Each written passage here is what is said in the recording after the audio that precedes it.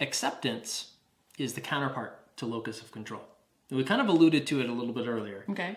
But if you can't control something and things change and it screws up your plans or something doesn't go as expected or whatever, it's a little bit like hindsight bias too. It's like, it doesn't help to kick yourself. It doesn't help to feel bad. Right. It doesn't help to feel like you're hopelessly incompetent and you will never succeed ever. Accepting the things that you can't change or can't influence or can't control is part of how you can be even more effective. Yeah. Because the reality is you can't change it, you can't control it, you can't influence it. And some of those things may very well screw up your plans.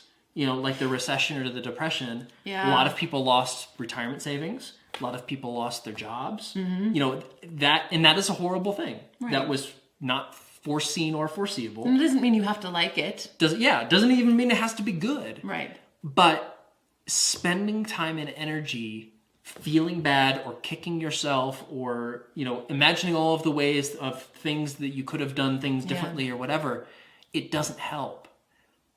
Accepting what happens, those things that that we can't control, that do impact what we do. Nicole Salem Taleb wrote a book called The Black Swan. Right. Which is the impact of these very low probability events that change our environment or change all of these things that we can't control or we can't influence.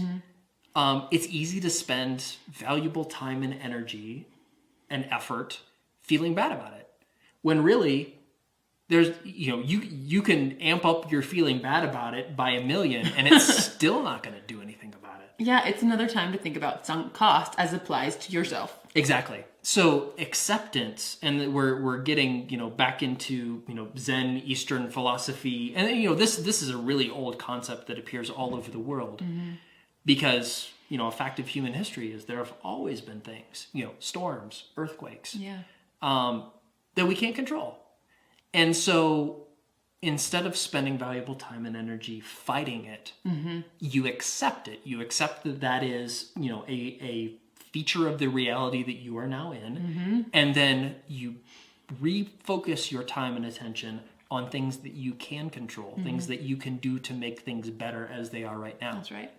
And the more that you can do that, everything changes. Some things are outside of your control.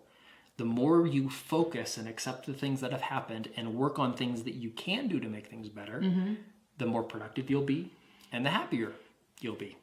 That is acceptance.